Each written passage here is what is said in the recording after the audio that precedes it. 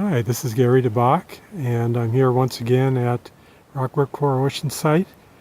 This is a last day video of the DXpedition site that I had to use this morning because over at my usual setup spot, somebody has claimed my real estate. Of course, it's not mine. Nobody owns anything here except maybe the Oregon State Department of Transportation. So anyway,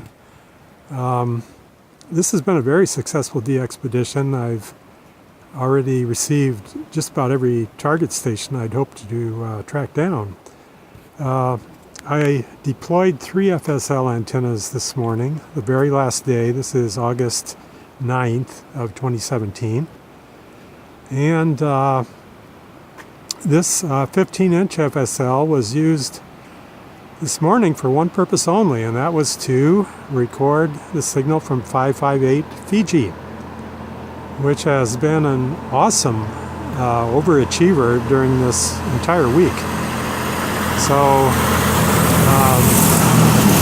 have to give you a warning. There's 18-wheelers that go by, and they will blank out the video audio very easily.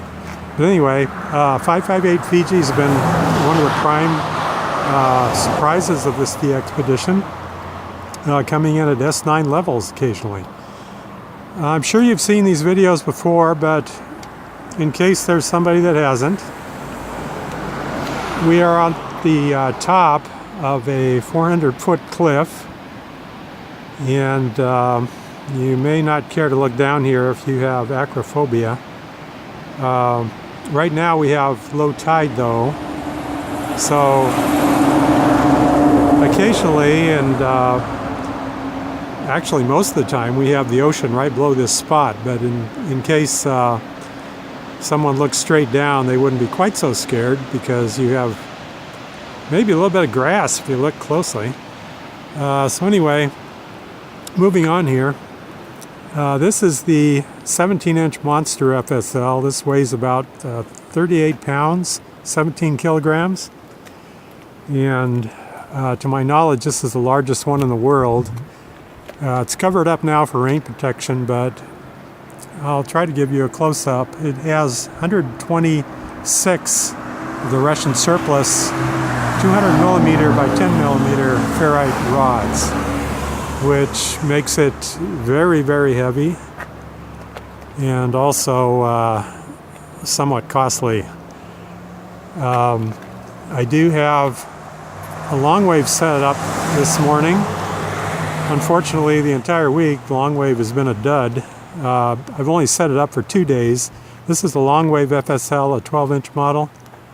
And I tried for all kinds of South Pacific beacons this morning, and no luck at all.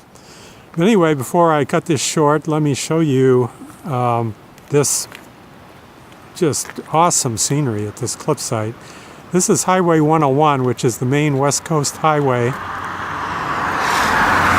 has quite a few drivers that don't care to observe the speed limit, but that's beside the point. Anyway, you can see from the scenery here that this entire cliff site has a very unusual geometric shape. It's mostly flat, mostly perpendicular. My own theory is that's what causes the enhancement of transoceanic DX signals. So during this past week, there have been many S9 signals from stations of 2 kilowatts, 2.5 kilowatts, 5 kilowatts from Australia, New Zealand. So I'll give you a short panorama here. We don't have a very clear day, but we do have dry conditions, which is something to be thankful for. I'll go down here and show you the ocean, which is very smooth this morning, and some of the scenery, a lot of trees growing right at the side of the cliff. And after this 18-wheeler,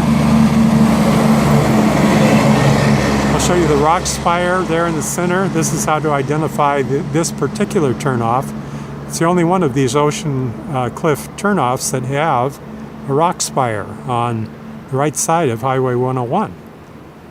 I've got an RV parked in my setup spot that I usually like to set up the FSLs, but as you know, nobody really owns these spots. It's kind of like the Wild Wild West. This is the top of the rock cliff. It has a wire mesh. One of my DXing friends, Bill Whitaker, he thinks that's one of the reasons this has such fantastic propagation enhancement, because it's kind of like a giant reflector. And this mountain goes up about 1,600 feet total.